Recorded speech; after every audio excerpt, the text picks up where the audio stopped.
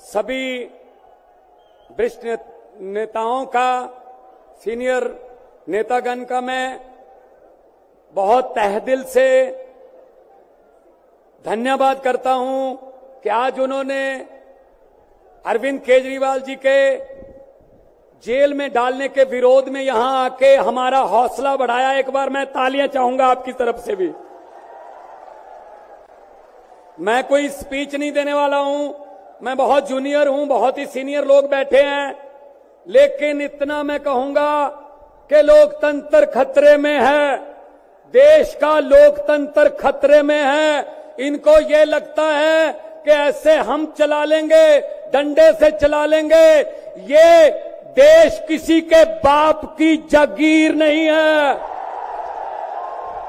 ये 140 करोड़ लोगों का देश है। ये आजादी हमें शहीद आजम भगत सिंह, राजगुरु सुखदेव, मदन लाल ढींगरा, करतार सिंह सराबा, चंद्रशेखर आजाद जैसे हजारों योद्धाओं ने अपनी जवानी में गले में फांसी के रस्से लटका के ये आजादी हमें दी है। ये इनके किसी बाप दादे की जागीर नहीं है। क्या समझते हैं ये? इसको भी अंदर कर दो, इसको भी अंदर कर दो। जो अस्पताल बनाता उसको अंदर कर दो, जो स्कूल बनाता उसको अंदर कर दो, कांग्रेस पार्टी के खाते फ्रीज कर दो, किसी के नेता फ्रीज कर दो। ऐसे जीत लोगे?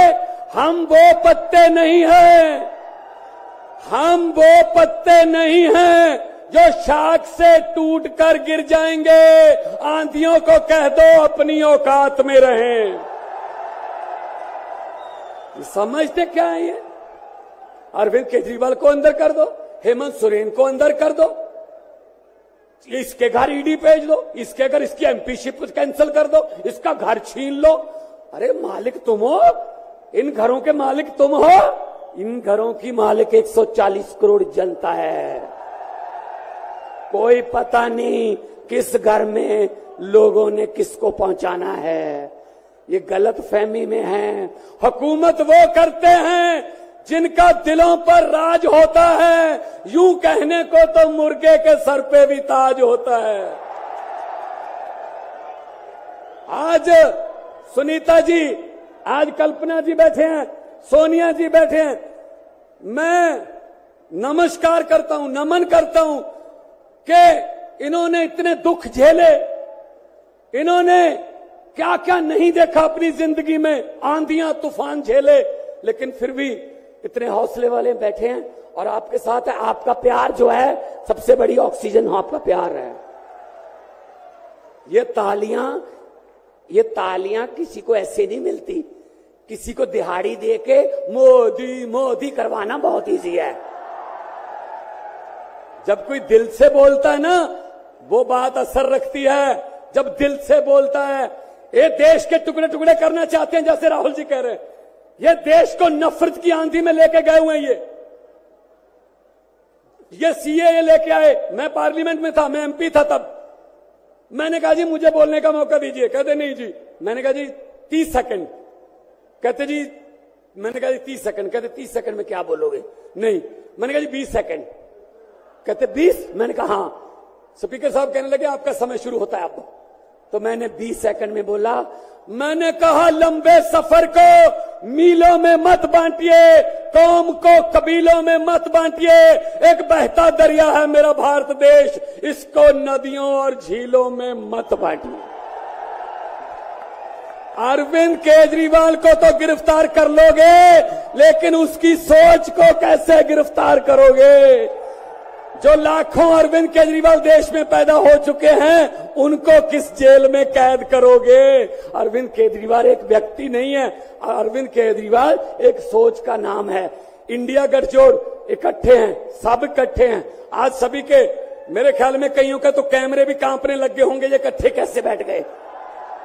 ये चाहते नहीं हम इकट्ठे बैठे, कभी ये इधर से कभी इधर से, कोई अफवाह। लेकिन मैं ये कहना चाहता हूं सबको कि आओ इकट्ठे हो जाएं और इन भ्रष्टाचारियों को कह दो, भगवंत मान ने बोला था, इन भ्रष्टाचारियों को कह दो कि जितने मर्जी इकट्ठे कर लो, पैसे, हीरे, मोती, मगर ख्याल इतना रहे, कफन पे जेब नहीं होती, कोई पैसा साथ नहीं जाएगा। लूट लो देश को, कितना लूटना है। गरीबों की बद्दुआएं ना लो, गरीबों की बद्दुआएं ना लो। हर बात पे झूठ चल रहा है, हर बात पे जुमला चल रहा है, झूठ पे झूठ, जुमले पे जुमला। अभी जुमले बनाने वाली फैक्ट्रियां चल रही हैं। अभी आने वाले दिनों में आपके पास नए नए जुमले आएंगे, यकीन मत करना। मैंने तो पार्लियामेंट में बोल दिया था, मैंने कहा जी 15 लाख की रकम लिखता हूं तो कलम रुक जाती है, 15 लाख की रकम लिखता हूं तो कलम रुक जाती है, काले धन के बारे में सोचता हूं तो स्याही सूख जाती है। हर बात ही जुमला निकली। मोदी जी, अब तो ये भी शक है, क्या चाय बनानी आती है? मुझे लगता चाय भी नहीं बनानी आती होगी, जिस किस्म का झूठ चल रहा है। दोनों हाथ ऊपर खड़े करके 2 नारे लगा दीजिए, इनकलाब, इनकलाब, भारत माता की, वंदे, बोले सोनिहाल। बहुत बहुत धन्यवाद, बहुत बहुत धन्यवाद। अब मैं इनवाइट करूंगा इंडियन नेशनल कांग्रेस के नेशनल प्रेसिडेंट श्री मल्लिकार्जुन खड़गे जी को कि वो अपनी बात